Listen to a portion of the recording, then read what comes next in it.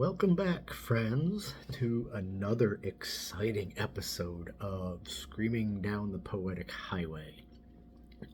Today, I'll say you're in for a treat. Why not? I am going to read an entire chapbook's worth of poetry for you, which this one comes out to 28 poems. The reason being, and if you can follow my logic, I've been on and although I have had some acceptances, I've been on a string of rejections lately, which is fine. I submit these to magazines and completely forget about it because it takes like 6 months for them to get back to you. Then I get the rejection and I'm like, oh, well, that sucks. Okay. And that's kind of where I want to be in the process. I don't want to get a rejection and be like, well, what the fuck is wrong with you? I don't want to be pissed off about it because I don't know, that's not why I'm writing, just to be accepted. But this particular rejection, and this happens very rarely, if at all, this is the first time it's happened to me where they said that they really liked my work and it was really strong. Wasn't a fit for their magazine, and then they listed 3 magazines that they thought were a really strong fit for my work, which was cool. The problem is sometimes when I submit things and forget, or if I get a rejection, then I post that stuff on Facebook. And if you post on Facebook or Twitter or Instagram or whatever, in the eyes of the magazine, that means you've published it. So I can't really, submit it to another magazine. Problem is, my brain is always working and I'm always writing, and I have a shit ton of poetry. I have, on top of 4 books on Amazon, I have 1 that's being published this year, another one being published the beginning of next year, and then I have close to 20 chapbooks, which are, again, shorter versions, like 25 to 30 poems.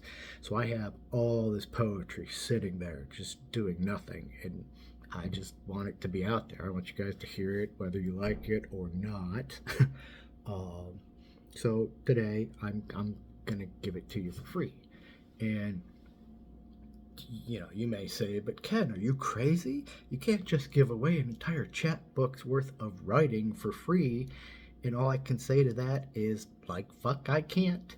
And it's right here in my notes. Like, fuck, I can't. And I will. I have so much, and I have plenty that I could give out for free and not even worry about it. And the other thing you might say is, well, given the choice of, what if you submit and you get accepted, and, being accepted, you may be seen by hundreds or maybe thousands of readers, maybe not. Why would you choose to, just give it to the 16 people that follow your YouTube channel? I'm crazy, and I like you guys better. It's right here in my notes. I like you guys better. So, for better or worse, you're going to get, what did I say, 28 poems. So I'm just going to read them back to back. Some of them have titles, some don't. If there's any particular reason why I feel like I need to give notes or explanations, or if I remember why the hell I wrote each one of these poems, I'll let you know. So I'll get started. I will tell you, and hopefully my voice will hold out, because I don't think I've ever read 28 poems back to back. I may not be the greatest reader of my poetry, and I'm also very animated. So I've noticed every time I see a video of myself, I get animated, and then my head looks like a chicken. So, make fun of it. I don't care. That's just the way I am. So with all that being said, I'm going to jump right into it. Number 1, and again, for better or worse, some of these I fully realize suck, but whatever. I put the bad stuff out there too. Number 1. Currently, I am unavailable to press through the current events of the day. The wife of Britain's ex-prime minister was caught in a dress someone claimed unbecoming of funeral attire. I don't care. Our own president was seated in the back row of same said funeral, like a common criminal. I don't care. While Canada's current Prime Minister was heard singing in his hotel room after the funeral. Poor timing, maybe, but he's a handsome man, so we'll let it slide. And I wait. No, I think still don't care. I am, however, fixated on a most pressing current event, that being the pickle in a leftover box lunch from a work function, or more specifically, the bag in which the pickle sits, long, slender, and clear, so that all eyes can see the royalty of such a pickle. The headliner on the bag says it all. Dill pickle. And as I read these, I will say that they all sound familiar to me, but some of these may be from other videos that I've done. Some of them may also be in the audio thing that I put up recently, so these may be some repeats. Next one, I actually have a title. It's called It's a Sign Largely Ignored. Live your dream. Show compassion. Create your own happiness. Follow your heart. Enjoy the little things. Laugh out loud. Be your best self. Cherish every moment. Dream big. Embrace every possibility. Discover your passion. Believe in miracles. Create peace. Make a wish. Be spontaneous. Remember to breathe. Fall in love. Today is the day. 0 for 18. It's like I'm not even trying. That was of no importance. It was based on one of those cheesy little wall hanging things that each one of those lines was a line on the... And I just thought it was stupid and silly. So, there you go. Next one. It is a precarious walk, coffee cup in hand, watching the pale brown slosh around the edge, mirroring the waves of Lake Erie. Arm outstretched and stiff, my footsteps slow and choppy, trying to offset the upset balance of scalding hot liquid. I stop for a moment to give the waves of caffeine time to subside. A single drop slowly dribbling down the side of my cup. I take another step. It never ends how I'd like. Some on my lip, some on my shirt, some on the floor. And again, I apologize for the way I read or the line breaks, because I just glanced at these when I printed it out, and it's been a while since I've printed these, so take it however you want. Next one. I don't want to walk. I don't want to work. I don't want to write poetry. I don't want to drink coffee or the glass of water on my desk. I don't want to deal with the bums or the bills. I don't want to go down the escalator or out the door to smoke. I don't want to scratch my head or stretch my arms or let out a yawn. I don't want to look at the clouds, the clowns, or the coins on the ground. I want only to sleep with the comforter pulled over my head, bunched up all around me, so you don't even know I'm there. It stays dark later in the mornings here towards the end of September. Today it was still dark when I got to work. As I looked out the window, I noticed a hole in the clouds where I could see the pale orange of the sun. It was as if I were staring directly into the eye of a volcano, or hell had rolled back its shutters for a moment. I thought of the end of the world, and then thought, why must hell be so showy and pompous? Just end it and get it over with. We're all very busy here, and no one is impressed by the fluff and fanfare.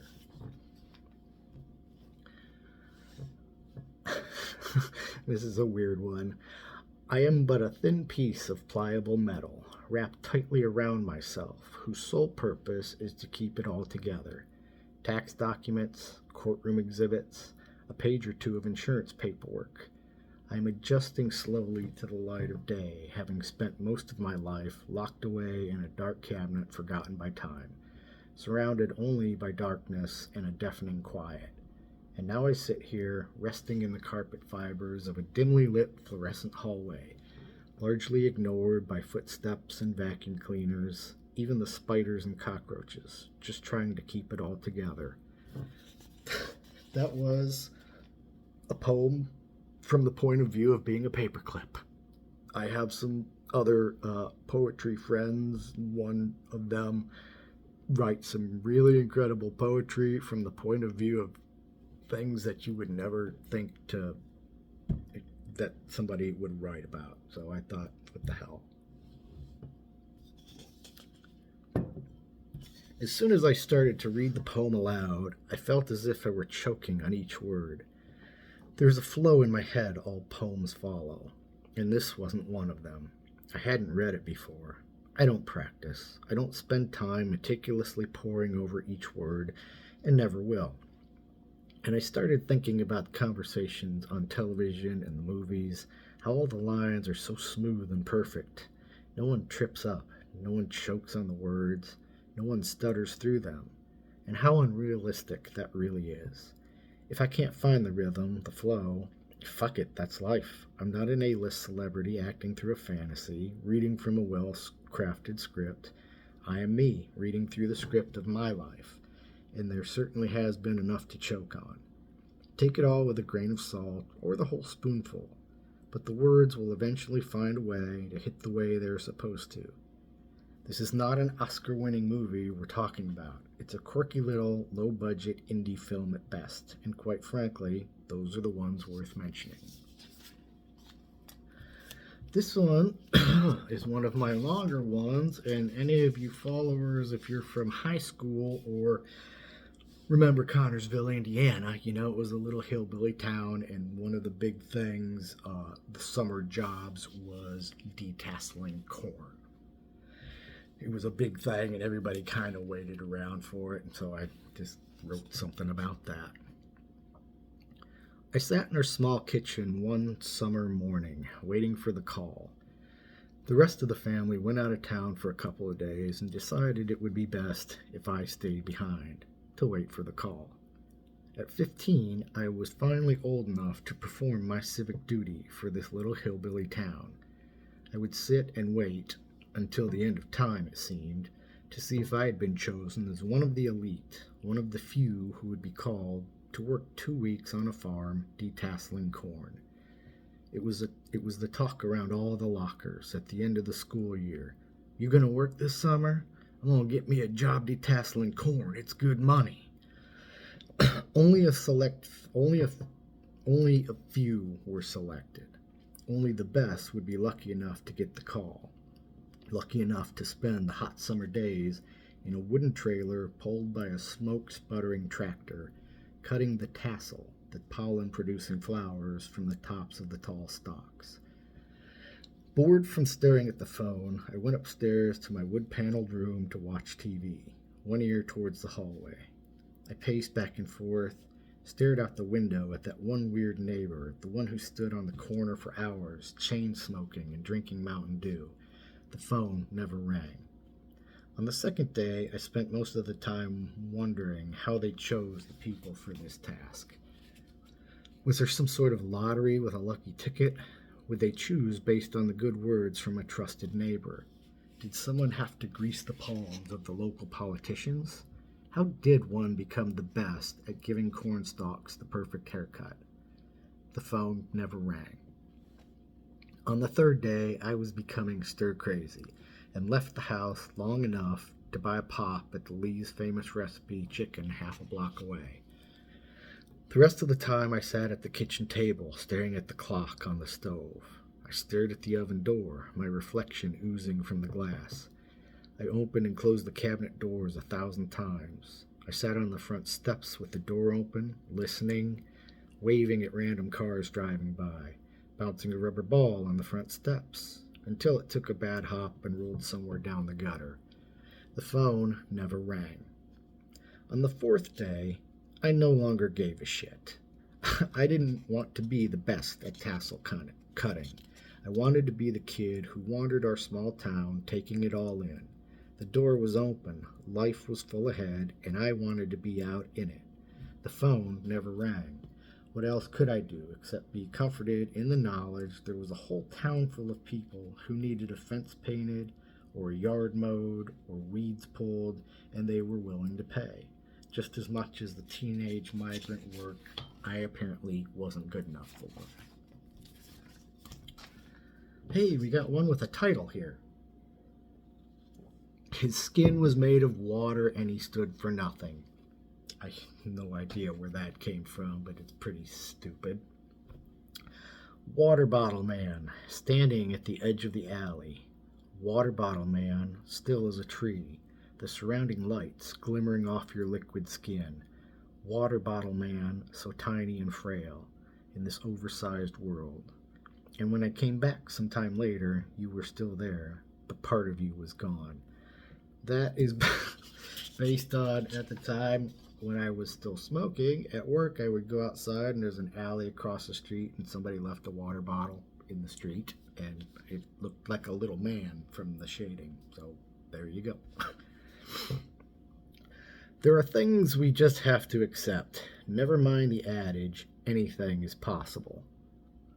I'll never have the small country house, the house that wasn't meant to be updated or flipped, but to be left alone with its peeling wallpaper and 1960s wood kitchen cabinets. The house that sits on a tree-spattered lot a mile away from the nearest neighbor, away from everything but the crickets. I'll never even have the neglected house in the worst part of town, the only update being a date with the bulldozer. I'll never have my youth back, or silent bones, or a sense of belonging. I'll never know of wealth, by which I mean simply living without worry. And the people who live in the houses on the hills will never have to worry about me. I gotta tell you, I don't know. I wrote that and I like the poem. The ending line seems pretty stupid, but, whatever. And I will say, not that anybody makes a whole lot of comments on the YouTube channel, but if you hear these and you think of a good title, let me know. Send me a note or whatever, because I have hundreds of poems that don't have titles and I have to go back and do all of that. And it sucks. This one has a title. I mean, if there's nothing else on. So this is, and I don't know how I'm going to do this because I'm on my phone, because my laptop took another shit. It's basically a conversation between two people. So, one person, another person. So it's going to look kind of weird. Hell of a game last night, huh? I don't want to talk about that shit, man. I know, rough, wasn't it? Those refs were blind. No, I don't care about the game. I'm not a big sports guy. Oh, yeah, I guess that's something. Some people just don't get into it. If I'm in a bar and a game is on and the people are ugly, that's one thing. But I don't sit in front of the TV like a Sunday zombie. Some people just don't get into it. Some people write or paint or dig holes in the yard or drive around and look at empty buildings or play the guitar. There's other stuff, a bunch of sweat-covered 7-footers chasing whatever it is they're chasing. And when they finally catch it, what then? Yeah, man, I guess, but don't you want to root for the home team? Where's your spirit, your pride? You watch the news, right? Or maybe not. Maybe you've been asleep for the last 15 years. When have we never not sucked? I know, but man, my dad's dad rooted for him, my dad rooted for him, it's my team, and okay, stupidity runs in the family, huh? Fuck you, okay? But it was still a hell of a game. Yeah, fuck you, Charlie. I'm gonna write a hell of a poem, and you're gonna be the star player. To stand up at the podium of a downtown office building, almost touching the clouds, spouting poetic things and hoping they are heard by a city of onlookers. But I know, some will dissolve into the ozone and above, lost to the void of space. Some will drift out over Lake Erie, only to be eaten by a hungry fish. Some will be quickly regurgitated, floating for months before reaching the shores of Canada. Some will choke and die from the factory smoke to the south, and the words that are left will be drowned out by the sounds of traffic, gunfire, home team fans screaming at a bad call. We're all screaming about something, while the birds are playing in the dirt, digging holes to rest their fat bellies. I like this one because it's me bitching about old authors that people seem to just still go gaga over, even though they've been dead for hundreds of years. They all had their time, said what they had to say, and people listened and enjoyed the words, considered them the greats. And now they're in all the textbooks and all the schools because someone said this is how it should be. And the people listened because they wanted to belong. The thing about time is that it passes, and the words of the greats fade, just like the pages of a book. Let it happen. Let those words crumble from the brittle pages of the past. Let them be carried in the foam of the ocean's waves, resting on the deserted island, covered under the sand, food for the crabs. And some of these, I think some of these are supposed to be kind of visual. This one just a little bit, but I guess it doesn't matter if you can't see it. What gets you out of bed, friend? Is it the promise of a new day? No? It's the same, if not worse. Is it the aroma of coffee brewing? Not with this sour stomach. Did your lottery numbers hit? It's a 1 in 292.2 million chance just to win $1 million. What gets you out of bed? Wake up and check those things off your list. Those things that matter little in the long run. The sun is up, not too bold. It is, as they say, the calm before the storm. The day before another senseless meeting, another senseless project, with another much too short deadline. The pinching feeling in my neck has become a dull throb. What gets you? Another 2-pager. Wow, I got a few long ones in my collection. Some days you wake up stressed, your eyes barely open, the stiffness working its way through your joints, and you're already behind. Walk faster, brush your teeth harder. Keys, wallet, phone. Is the door locked? No time, just go. Push, push, push. And that cup of coffee was a mistake. And the smallest noise becomes an orchestra of thunder. Someone walks by, pounding footsteps. The gods are angry. The sun coming through the window melts the glass. Air through the ceiling vents, the sound of jet engines hovering over your head. Inhale, count to 4, hold for 7, exhale for 8, repeat. Check voicemails, read emails, delete, repeat. Even the streets are rattled. Jackhammers, airplanes, broken mufflers, and the people, and the project you were dreading. How about that? Not as bad as you thought it would be. Exhale for 8. This is another one about all the old great writers. Robert Frost picked his nose and turned it into art. Neruda ate clumps of dirt by the handful. Keats was only famous because he was one letter off from Yeats. Bukowski volunteered at the animal shelter. Homer and Hughes spent their days picking lint from their clothes and making dolls from it. Celine sang sappy songs while drowning in the bathtub. I have done these things, and still no one talks about me. Okay, this one. This is a long one. This is a memory from childhood. This is one of those, what I consider a stream of consciousness poem, so just buckle up for the ride. I'm rummaging around the wooden toy bins my father had built along the wall of the garage.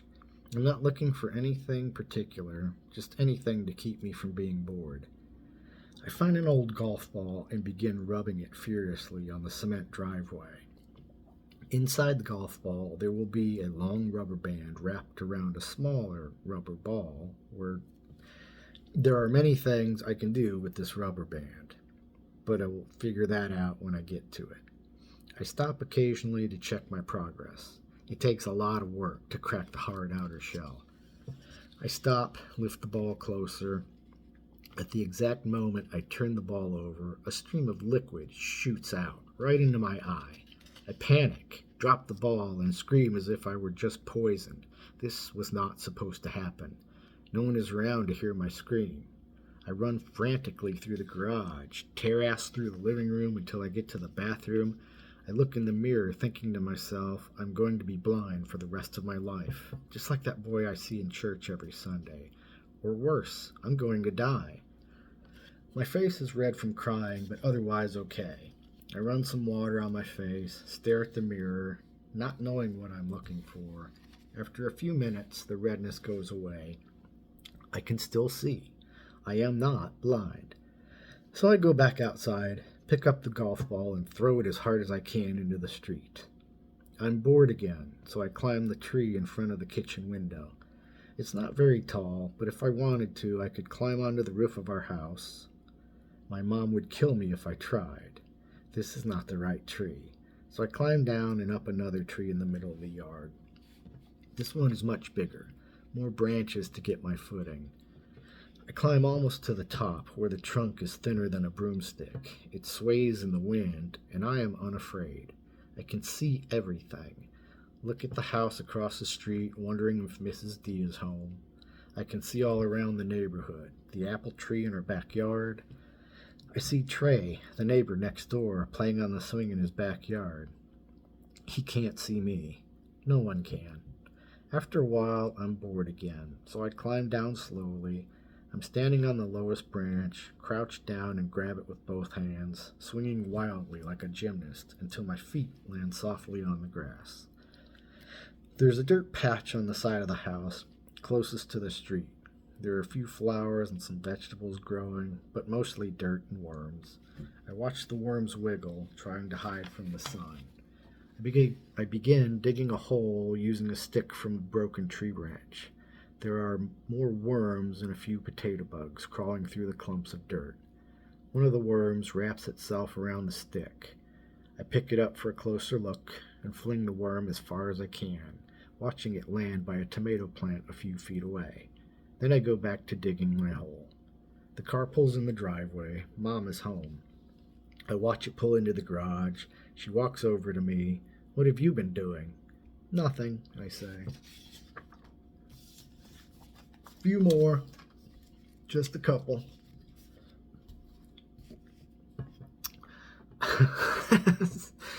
I bought a pumpkin. I don't know why I bought a pumpkin. I'm not 8 years old anymore, and neither is my sister. And the only reason she keeps asking, are you going to buy a pumpkin? Is because she can't seem to let anything go. I suppose I'll carve it next week sometime. I don't want the squirrels getting into it just yet. I don't take much stock in these little things anymore, and I should. I've forgotten these little things that make the next step worth it. Life is this: scooping the guts out of a pumpkin and baking the seeds in a low oven until they are crunchy and lightly salted, carving a spooky face in the flesh to give the kids something to look at before you hand them candy. It's a fried bologna sandwich on plain white bread with a little mustard and slightly burnt edges, buttered toast, but it's not all food. It's the smell of freshly cut grass. People will tell you this is the smell of a chemical release signaling trauma or death, yet the grass keeps growing. Life is an unexpected warm day in October when the rest of the month is cold and wet. It's being of the age where you hate dealing with snow, but it's nice to look at against the streetlights, knowing you don't have any place to be. Now I don't even take stock in soup, and I should. Anyway, I bought a pumpkin for some reason, and I really should do something with it. Hello, Nothing. How are you? Come to disappoint me again? Oh, I'm only kidding, you know. We've been friends for a long time. I would expect nothing less than nothing, and I can always count on you to come through. Oh, not much less than the same. Oh, not much less than the same. Still working, still toiling away, still worried about money. The writing? Did you see my name in that article? Neither did I. I'm still at it, though, as they say, and as you know, nothing ventured, nothing gained. I don't know why that was such a tongue twister. Sometimes, like I said, in one of my poems I said, I have a flow that goes in my head, and if it doesn't flow right, I get tripped up, and then I toss that poem or try to rework it. There is a certain feeling of peace as I look out the window onto the city. the cargo ships docked along the river, a tree growing in a vacant parking lot, even the smoke rising from the steel mills, and I am a part of it, no matter how small. Another one about the greats. T.S. Eliot will be 134 years old tomorrow. Shakespeare would be 458 years, 5 months, and 2 days old. Some kids in the hall told me a writer writes, even through the block. Let's see now. The sky was bluish. I need some coffee. There were clouds. Better check my work email. Some vacation this is. The clouds were... Crap, what were they doing? I need a cigarette if I'm going to be looking at clouds. God damn it, Molly, stop digging up the yard. Now, the sky was... Where's that fucking Roomba? It was a cloudy sky, and it... Molly, it's just another dog on the TV. Stop growling. The sky was 458 years, 5 months, and 2 days old, and it was exhausted. Okay, so these two are definitely in two of the other videos. They're about death. This one's just titled, This Isn't a Poem About Death, the Act of Dying, but Death, the Apparition. I saw death in a boat, floating down a river the color of dried moss. The boat was made of old discolored bones. He was covered in a black shroud. The sky was black, lit by a pale dying moon. I could see his breath, all the souls he had taken released into the darkness as he exhaled into the midnight air, turning to a fog and blanketing everything around him. He held a staff in both hands, the head of which was made from a skull. At the bow was a tower almost as tall as himself, with another, bigger skull at the top. This skull had horns like the devil, one of them jagged and broken. I sensed no evil or anger from him, but fear, and like a small animal covered in vivid colors as a way of warding off predators, death was doing the same with these skulls. The only thing I can say about that was it was based on some Halloween decorations that I drove by one day and saw, and somebody in a forum I was in had made reference to the, I don't know, I was being kind of snotty that I referenced death as a male, and I wasn't specifically going for that. It's just the way it was, so here was my response to that. It was simply a poem about death, himself, herself, however the vision pops in your mind. Death is a woman. Santa Claus is a woman. God is a woman. God is a dust storm stinging your eyes. God doesn't exist. Death doesn't exist. This poem doesn't exist. But there will always be something to bitch about in the non-existent void. I lied when I said there was only a couple more. There's like 5 more, and we'll be done. And this will be like one of the longest videos I've done. Wow. I watched the dogs chasing each other in the yard with an energy I once had. I watched the birds sail from the trees, diving into the unknown with the same fearlessness I had once. I watched the cars darting in and out of traffic with the excitement of having someplace to be, like I had once. Now I'm watching a yellow jacket dance on the window, waiting for it to die. They found a place to nest right by the door. The sunroom is a little chilly, but normal for the 1st of October. The yellow jacket shows no signs of ceasing to exist, after I sprayed it thoroughly with bug killer. It keeps going, mindlessly walking in circles on the glass. The dogs... I have to watch the dogs. They'll eat anything, including poisoned yellow jackets. But they're down for a nap. I watched as it spun one last circle, then dropped from the window to the ledge above the door, like a rock climber who suddenly lost their grip. The buzzing yellow devil did not get back up, and now I can go down for a nap as well. Another one about dogs, called The Life of Dogs.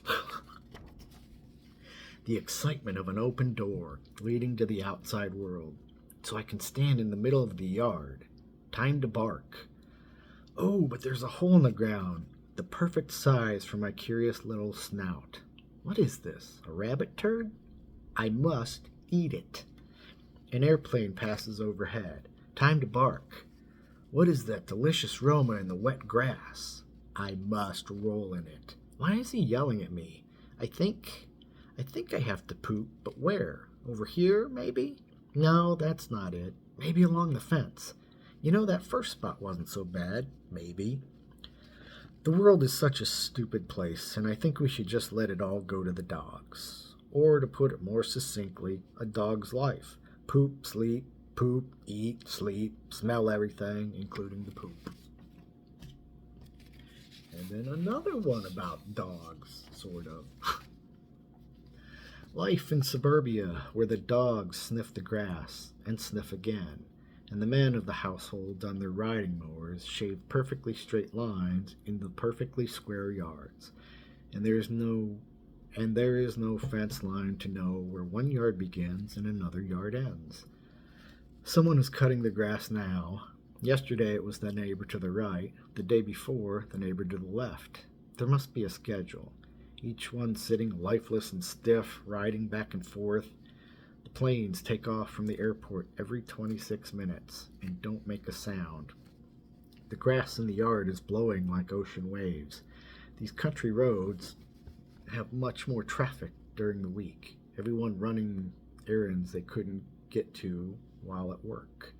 The yellow jackets are swarming on the glass door, although more sluggish in the cool air, and the men of the households will finish in the yard before they retire to the dining room for pot roast and the Saturday evening movie. Man, okay, so that one was another mouthful, and again, I don't practice these, and I rarely look at them once I've written them, so sometimes apparently I don't know how to speak. I found no love in the bottom of my water glass, just leftover bits of psyllium fiber. I found no love in the green grass, only a not-so-firm dog turd. There was no love in the gin bar down the street. All I found was a few good drinks and friendship. I went looking for love at the grocery store, also bananas. There was a sale on crackers, and an old lady blocking the aisle with her cart. Love was not in the cool September wind, but the cigarette ash hit me square in the eye. I had no expectations of finding love down at the local coffee shop, waiting for the next poem to write itself. The words weren't filled with love, only dogs, aching bones, sunny skies, and love may have drowned in my coffee cup like a fly as I was paying more attention to finding the perfect words. One more, the last one. It does not embody my existence for being, this defiant act of writing. It does not seep through every vein, does not dance on the tip of every neural synapse. It's only a part of my life, a small part in a bigger life. Is it necessary to work myself in a panic when the words aren't there? Like the mailman, some days it comes, some days not. Must I tell the world? Does the world need to know of the emptiness inside my skull? Do they even know this little world exists? Writing is this tiny little thing I do from boredom, curiosity. It is therapeutic, a warm shower on a cold day, a mid-afternoon nap, a quiet walk in the woods, merely a small part of many pieces put together, a puzzle. Some days you see it, some days you just enjoy finding another piece that fits, without forcefully cramming it into place. There you go, an entire 28-poem chapbook for you for free. Do with it what you will. I have several more, so maybe I do this again. Hopefully I won't suck as bad at reading them, but whatever. Any of you out there, if you see this and you like it, I don't know, give me a thumbs up or send a comment or pass it along to your friends you think might want to read or see or hear any of this.